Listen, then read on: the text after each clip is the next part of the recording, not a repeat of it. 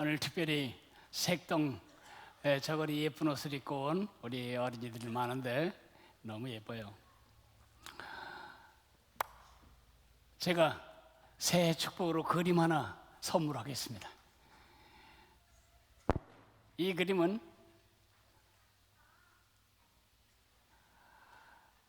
보기만 해도 기분이 좋은 그림입니다. 올 한 해 이런 일이 여러분에게 지속되기를 축복합니다. 아멘이 별로 없는 게 정상이에요. 그렇게 사는 게 가능한가? 가능하지 않습니다.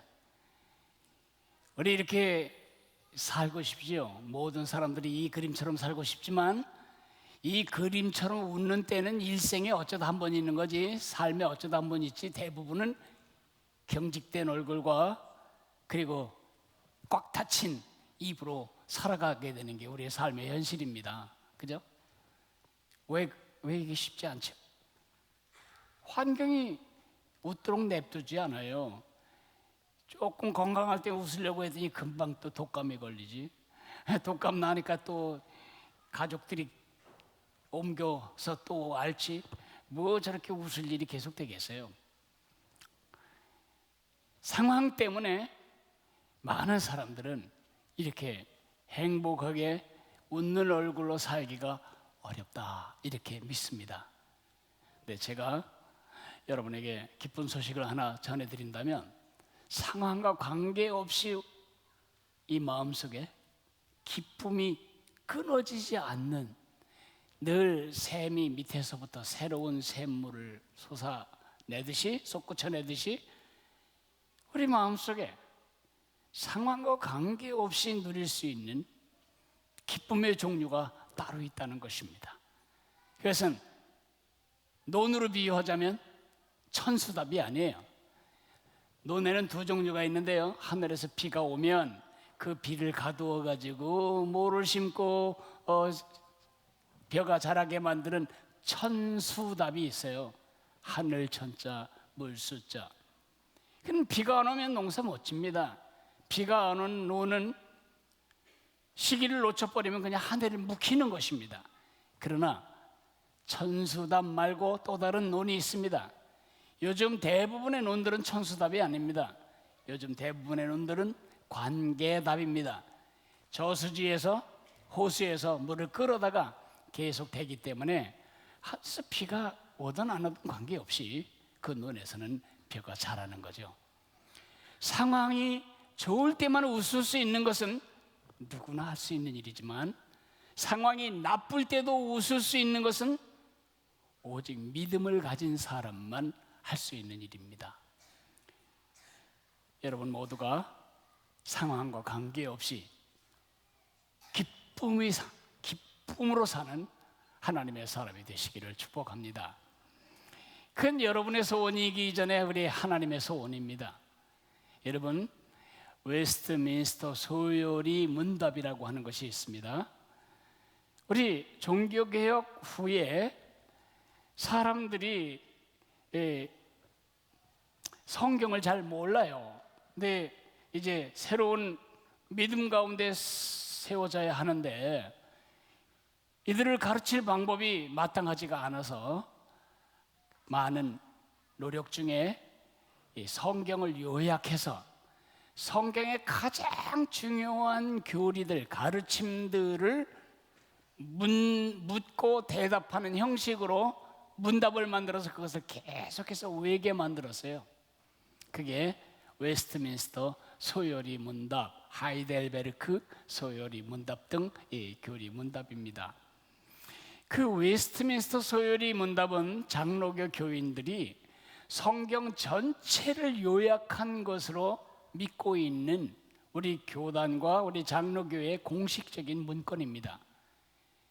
거기에 제일 첫 번째 질문, 그것은 성경 전체를 통틀어서 하나님이 이게 가장 중요한 문제다라고 지적하시는 것인데, 그 첫 번째 질문이 무엇일까요? 하나님이 여러분에게 첫 번째로 묻고 싶은 것은 무엇일까요? 그 요리문답은 이렇게 묻습니다. 사람의 제일 되는 목적이 무엇인가? 나는 사람으로 왜 살지? 공부는 왜 하고, 학교는 왜 가고, 장가는 왜 가고, 자녀는 왜 키우지? 삶의 제일 되는 목적이 무엇인가? 그럴 때 성경 전체를 요약해 보면 그 답은 이렇게 나옵니다. 하나님을 영화롭게 하는 것과 영원토록 그를 즐거워하는 것이다. 이 말을 저 그림하고 같이 넣어서 다시 번역하자면 이렇게 할 수 있어요. 사람의 제일 되는 목적은 하나님을 기쁘시게 하는 것과 하나님을 기뻐하는 것이다. 하나님을 즐기는 것입니다. 좋은 음식을 보면 모두 신이 나서 탄성을 지르고 스마트폰으로 찍고 전송하고 야단하잖아요. 즐기는 거죠. 맛있는 음식 즐기듯이, 멋진 경치 즐기듯이, 예쁜 손녀들 세배하는 것 즐기듯이 하나님을 즐기기를 하나님은 원하시는 거예요. 부처님을 즐긴다는 말은 없어요. 마리아를 즐긴다는 그런 무례한 말도 없고요. 그런데 우리는 하나님을 즐기는 것입니다. 하나님을 기뻐하는 것입니다. 하나님을 내 기쁨의 목적으로 삼기도 하지만 하나님을 내 기쁨의 자원으로 삼는 것이 여러분과 나의 특권입니다. 하나님을 기쁘시게 하고 하나님을 즐거워하는, 하나님을 기뻐하는 삶, 어떤 환경이 그런 기쁨을 앗아갈 수 있겠어요? 없죠. 제가 구약의 한 사람, 신약의 한 사람, 두 사람의 예를 들어 드릴까요? 구약에 하박국이라고 하는 선지자가 있었습니다. 그 선지자가 이런 이상한 노래를 지어 불렀습니다. 제가 그 노래를 들려드릴 테니까 이게 이제 어떤 노래인지 한번 생각을 해보시죠. 비록 무화과 나무가 무성치 못하고 올리브 나무에 열매가 없고 포도나무에 열매가 없고 밭에 식물이 없고 우리간에 양이 없고 외양간에 소가 없을지라도 나는 여호와로 인하여 즐거워하며 나의 구원의 하나님을 인하여 기뻐하리로다. 여러분, 나의 하나님 여호와로 인하여라는 말을 가로 속에 집어넣는다면, 그렇게 다 망하고 다 망쳤는데 기뻐한다면 실성했거나 아니면 남들이 모르는 비밀 금고에 어마어마한 자산이 있는 것입니다. 다 날아간 것 같아도 날아갈 수 없는 무언가가 지금 감춰져 있는 것입니다. 하박국 선지자는 그 감추어진 자기의 보배를 뭐라고 말하고 있지요? 여호와로 인하여 기뻐하며 나의 구원의 하나님을 인하여 즐거워하리로다. 신약에도 그런 비슷한 노래를 부른 분이 계십니다.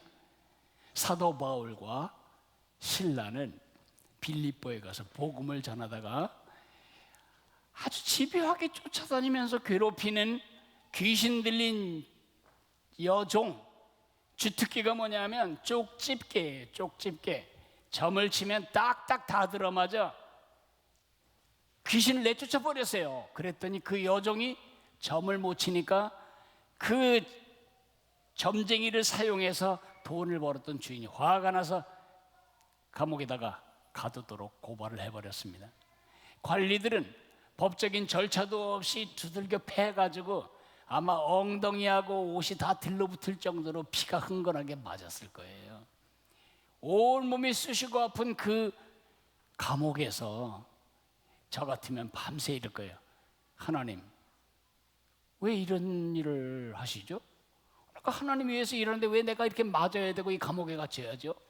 저 같으면 그랬을 텐데. 사도 바울 선생님은 믿음이 좋으셨어요. 그래서 그는 신라와 함께 밤새 찬양을 합니다.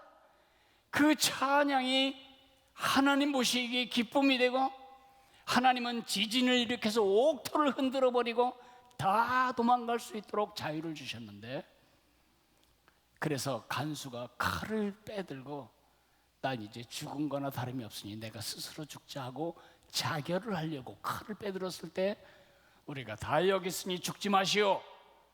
그래서 그 간수가 예수님을 믿고, 그래서 그 여종과 루디아라는 한 부유한 상인 여자와 이 간수네 가족들이 합쳐서 시작한 교회, 그러니까 바로 빌립보 교회가 된 거잖아요. 엄청나게 얻어맞고 노래할 기분이 있겠어요? 그 기쁨은 어디서 온 걸까요? 예수님, 주님께로부터 온 것이죠.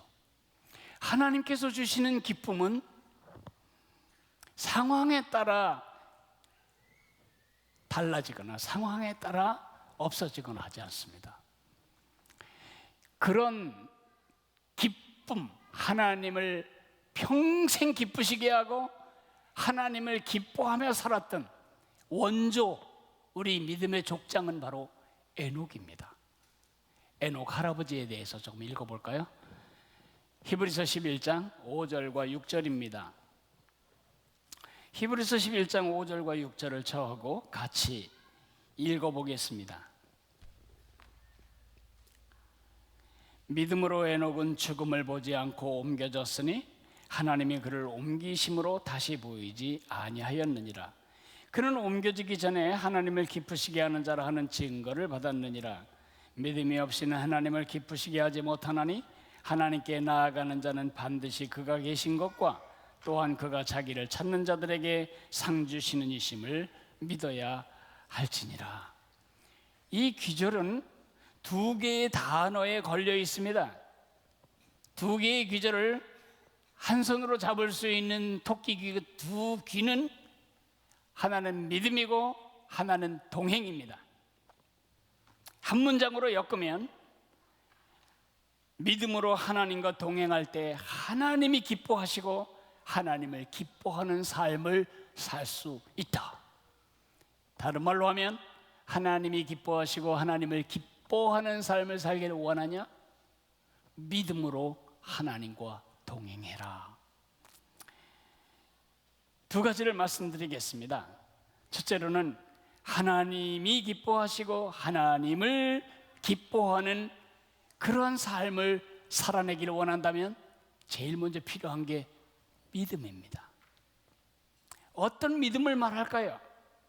제가 고등학교 졸업할 때 저희 학교 이사장님이 했던 훈시를 저는 잊지 못합니다. 그분이 이렇게 말씀하셨습니다. 미국 사람이 세계에서 가장 잘 사는 이유가 뭔지 아냐? 미국 사람을 영어로 아메리칸이라고 쓰는데 AMERICAN 뒤에서부터 네 글자를 자르면 I can. 미국 사람들은 I can. 난 할 수 있어. I can. 난 할 수 있어. 그렇기 때문에 그들이 잘 산다는 것입니다. 그때는 제가 감동했는데 예수님을 알고 나서 그 말은 별로 영양가가 없는 말입니다. 지금 독감 걸려 죽겠는데 I can 그런다고 나아지기를 해요. 지금 경제가 막 어려워지는데 I can 그런다고 뭐 달라져요? 이거는 I can, 나는 할 수 있어. 난 소신이 있어. 내게는 할 수 있다는 신념이 있어. 그런 뜻이 아닙니다. 믿음이 없이는 하나님을 기쁘시게 못하나니. 그럴 때 하나님을 기쁘시게 하는 그 믿음은 신념이나 자기 확신이 아닙니다. 이것은 또 유신론, 무신론 그런 철학적인 얘기도 아닙니다. 길거리 가서 마이크 대고 사람들에게 신이 있다고 믿어요? 없다고 믿어요? 그러면 대부분 사람들은 난 없다고 믿어요. 난 있다고 믿어요. 그러면 하나님께 나오는 자는 하나님이 있다, 하느님이 있다, 그런 신의 존재에 대한 추상적인 동의를 하는 걸 말하지 않아요. 세상 사람들은 다 하나님 믿어요. 저 20살에 하나님을 만났지만 그전에도 저 하나님 얘기 진짜 많이 했어요. 우리 어머니도 하나님 안 믿었는데, 우리 삼촌들도 하나님 안 믿었는데, 일이 황당하고 기막힌 일이 닥치면 이래요. 하나님 맙소사, 하나님 맙소사. 일이 안 되면 다 하나님을 찾아요. 미국 사람도 마찬가지. 오 마이 갓, 그런 말 우리 다음 세대들은 쓰면 안 돼요. 오 마이 갓은 오 나의 하나님, 그런 뜻이 아니라 이런 진장 그런 욕이에요. 하나님 앞에 하나님 이름 가지고 욕하면 안 되잖아요. 응? 나쁜 사람 보고 저런 양승환 같은 놈, 아주 비열한 사람 보고 우리 아버지 같은 인간, 그러면 되겠어요? 우리 하나님 이름은 그런 이름이 아닌데 미국 사람도 일이 황당해지거나 아니면 기가 막힌 일을 보면 오 마이 갓, 하나님을 활용하여 욕을 합니다. 오 마이 갓이 뭐 또 지 그래요. 예수님이 지졌으니까 그냥 지. 그게 다 예수님 하나님 부르는 이름이 아니에요. 다 그 하나님을 비아냥하고 이따위 삶을 내게 허락합니까? 뭐 이런 그 좋지 않은 말이죠. 어쨌든 하나님이 계신 것과 그런 식으로 하나님이 계신 것을 아는 게 아니에요. 이 말은 하나님이 누구신지를 똑바로 아는 믿음이 필요하다는 것입니다. 우리가 보통 때는 이래요. 보통 때는 하나님 진짜 있어. 누군가의 어려움 속에 기적이 일어나면 하나님 진짜 있어. 근데 내 삶에 어려움이 닥치면 하나님이 있긴 어디 있어? 모두 하나님 있는 거 없는 거 하나님 전부 내 기준으로 그걸 조작을 해요. 많은 성도들은 사랑의 하나님, 공의의 하나님 중에 공의의 하나님은 잘라내고 사랑의 하나님만 봐. 우리 하나님은 수영을 잡아 뽑아도 오냐 오냐 하는 할아버지처럼 한량없이 사랑이 많다고만 생각하지, 그 하나님이 불의를 심판하시는 공의로우신 하나님이심을 믿으려고 하지 않아요. 그건 성경이 말하는 하나님이 아니에요. 우리가 찾는 하나님이 아니라고요. 더 많은 성도들은 천국을 만드신 하나님은 사랑하면서 지옥을 만드신 하나님은 부인해버려요. 천만에 하나님은 우리를 용서하시는 하나님이시기도 하지만 우리 죄를 질책하시고 징계하시는 하나님이시기도 합니다. 우리에게 구원을 베푸시는 사랑의 하나님이시기도 하지만 끝까지 그 구원을 거절할 때에 지옥의 심판 속에 던지시는 무서운 하나님이시기도 한데, 우리는 내 입맛에 맞는 하나님, 소화 잘 되는 하나님, 내가 생각할 때 내 마음에 드는 하나님으로 하나님을 개조하고 개량해서 그 하나님을 믿는 거예요. 여러분이 믿는 하나님은 여러분이 만든 하나님입니까? 여러분을 만드신 하나님입니까? 하나님이 계신 것을 믿어야 할 때에 그 하나님이 계시다는 것은 두 가지.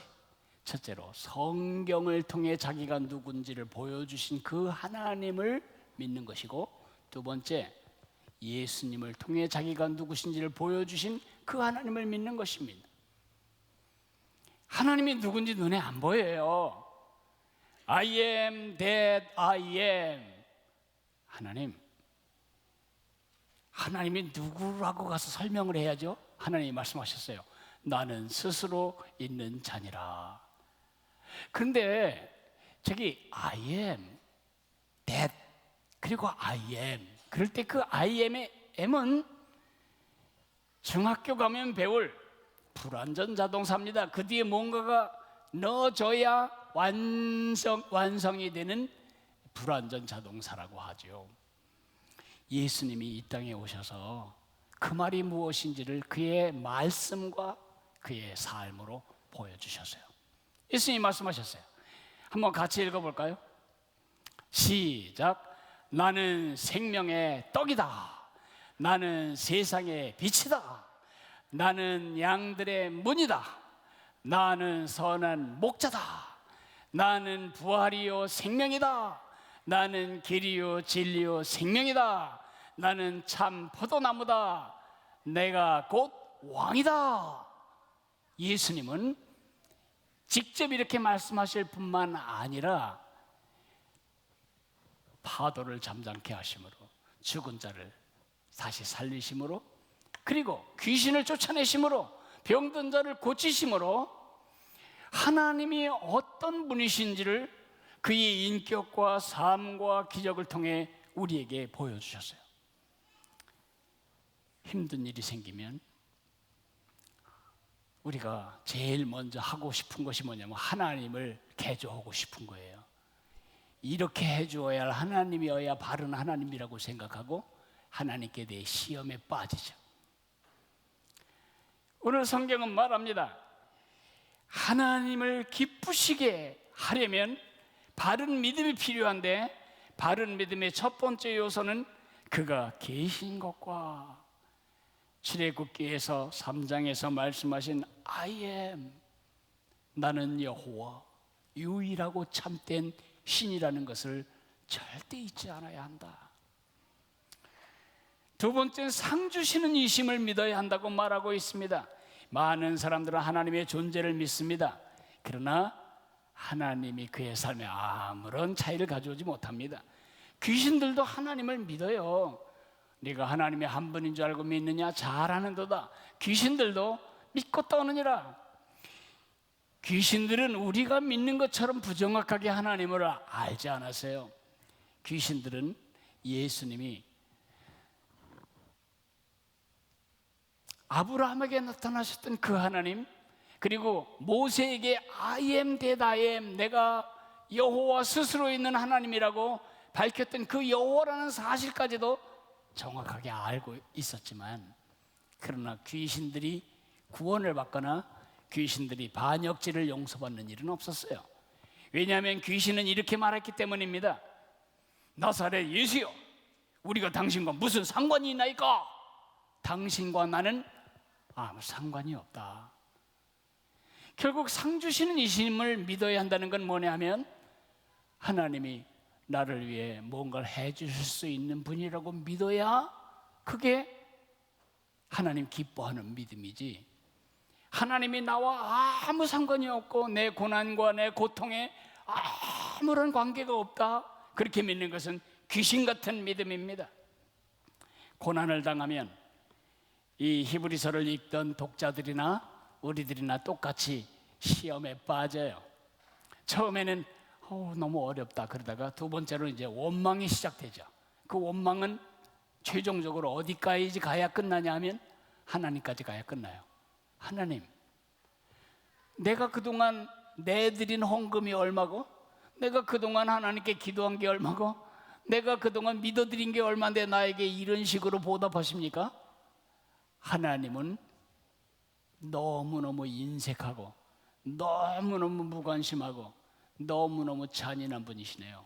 이렇게 하나님을, 성경이 말하는 하나님, 예수님이 보여주는 하나님을 뒤틀어서 하나님을 오해하게 만들고, 오해하면 하나님께서 떨어져 나가게 만들고, 하나님 필요 없다고 만들고, 다시 자기 자신을 하나님으로 믿고 사는 그 지옥 같은 삶으로 끌어내리는 것이 사단이 하는 짓입니다. 여러분, 모든 시험은 하나님께 관한 것입니다. 하나님은 난 도와주실 수 없어. 하나님은 날 도와주길 원하지 않아. 하나님은 날 도와주고 싶어 하지 않아. 영어로 can, will, love.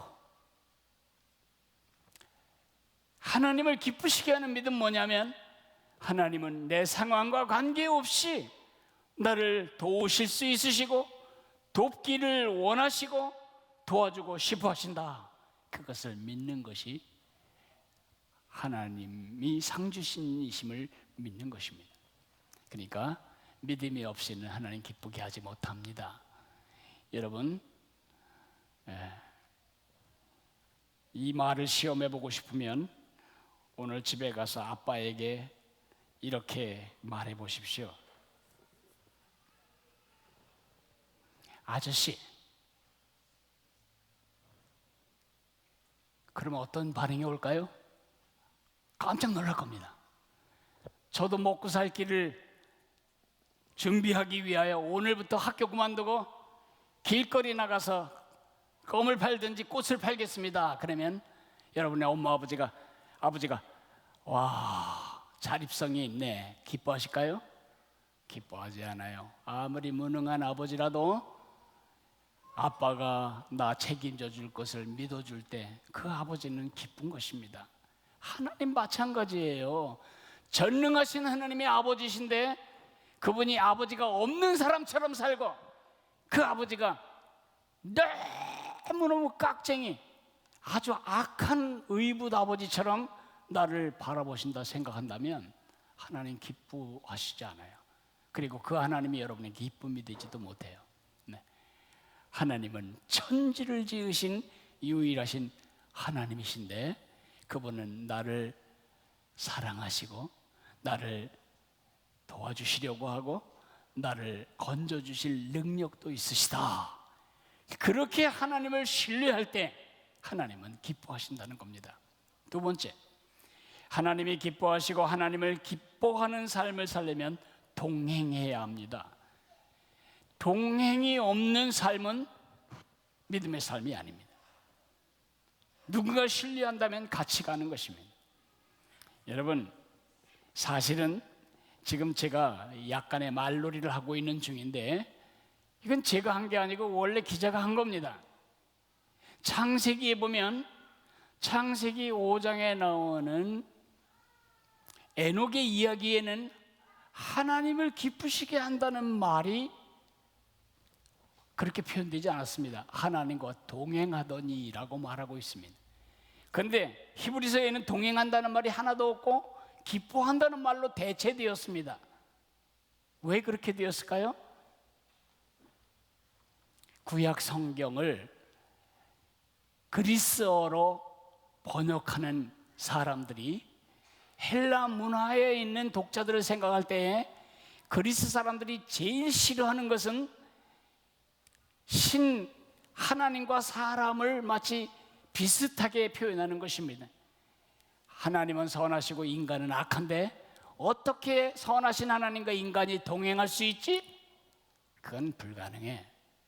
그래서 그 이원론에 근거한 그 철학적 배경 때문에 70인경 헬라어로 번역할 때 그걸 모두 기뻐하시는으로 바꾼 것입니다. 기쁨이란 것은 그리스 사람들에게 익숙했지만 하나님, 신과 동행한다는 것은 그들에게 굉장히 불편한 철학적인 배경 때문에 바꾼 것이지만 저는 하나님을 기쁘시게 하는 것이 큰 일이라면 그 중에 실체적으로 드러나야 한 부분의 일이 동행하는 일이라고 해석을 하고 싶습니다. 에녹 할아버지 무슨 큰 일을 해서 하나님의 기쁨이 되셨나요? 아닙니다. 창세기 4장을 읽어보면 가인의 후손들이 혁혁한 공원을 세웁니다. 그들은 가축을 들짐승을 잡아다 길들여서 가축으로 키워 부리고 잡아먹는 법도 개발을 했고요, 악기도 개발을 했고요, 노수로 물건을 만들어서 이미 청동기구를 만들어 삶을 개척하는 법도 다 발명해냈어요. 그 이름들이 다 거기 기록되어 있죠. 근데 5장에 나오는 에녹 할아버지의 이야기 중에 인류 문화의 귀한 부분은 하나도 없어요. 거기 써 있는 것이 오직 하나님과 동행하였다. 에녹 할아버지는 큰 일을 하지 않았어요. 그렇다고 일상생활에서 벗어나 은둔하고 저 멀리 떨어진 곳에 가서 추상적이고 막연하고 애매한 삶을 사는 게 아니에요. 눈에 보이지 않는 하나님을 눈에 보이는 친아버지보다 더 확실하게 바라보며 믿음의 눈으로 그 하나님과 동행한 거죠. 여러분 집에 예수님이 계신가요? 부부싸움을 해도 그 예수님이 눈앞에 어른거리기 때문에 막가파로 싸울 수 없는 사람이 있다면 그건 믿음으로 동행하고 있는 사람입니다. 저는 우리 집에 그 어떤 어른이 와 계신 것보다 더 확실하게 예수님이 항상 우리 집 중앙 소파에 앉아 계신 것을 생각합니다. 지금도 제 예수님이 저와 함께 여러분을 바라보고 계시며 말씀하고 계시다고 저는 믿습니다. 여러분이 내 눈에 확실한 것보다 예수님이 더 확실하게 보이는 것, 그것이 바로 믿음입니다. 믿음은 보지 못하는, 바라는 것들의 실상이고 보지 못하는 것들의 증거라고 말씀하셨으니까요. 그러니까 에녹은 매일매일의 삶을 하나님과 함께 걸어가는 것처럼 살았다는 것입니다. 자, 동행하려면 어떻게 해야 되죠? 제가 4가지 원리를 말씀드리겠습니다. 첫째는 같은 곳을 가야 동행입니다. 저는 부산으로 가고 제 아내는 인천으로 간다면 동행이라고 말할 수 없습니다. 동행은 같은 곳을 가야 동행입니다. 나는 내 식으로 살고 싶은데 우리 하나님이 내가 생각한 방식과는 다른 방식으로 내가 살기를 원하실 때 내 방식을 접고 하나님의 방식대로, 하나님의 목적대로 내 목적을 접고 하나님의 목적에 내 목적을 굴복시키는 것이 동행입니다. 두 번째, 같은 길을 가야 합니다. 저는 KTX 타고 가고 제 아내는 고속버스 타고 간다면 동행이라고 말하지 않아요. 같은 길 위에 서 있어야 돼요. 하나님은 그의 말씀대로 우리가 살아내기를 원하시는데 우리는 내 경험과 내 기분대로 살기를 원한다면 동행이 되는 게 아니죠. 항상 내 방식, 내 경험이 아니라 하나님의 말씀에 내 길을 굴복하는 것, 그게 동행입니다. 세 번째로는 같은 보폭으로 걸어야 합니다. 옛날에 6.25 전에는요, 남자들이 항상 남편들이 앞에서 걷고 아내들이 뒤에서 걸었다고 해요. 아내와 남편이 함께 걸어가기 시작한 것은 그래 역사가 오래되지 않아요. 항상 아낙네는 남편 뒤에 따라갔죠. 근데 아주 몹쓸 농담 하나 있어요. 6.25가 지난 다음엔 바뀌어졌다는데 여자가 앞에 가고 남자가 뒤에 가고, 그 이유가 뭐냐면 지뢰 때문에 그렇대요. 지뢰가 어디 묻혔을지 모르니까 아내가 먼저 가는 거죠. 그런 것은 동행이 아닙니다. 동행은 나란히 걸을 때 동행입니다. 남편은 10m 앞에 가고 부인은 10m 뒤쳐져서 가고, 그거는 동행이 아닙니다. 동행은 하나님이 쉬실 때 스톱하시면 내가 스톱하고 하나님이 가시면 내가 가고, 마치 구름 기둥이 뜨면 움직이고 서면 그 자리에 진을 치듯이 하나님과 보폭을 맞춰 걷는 것을 말해요.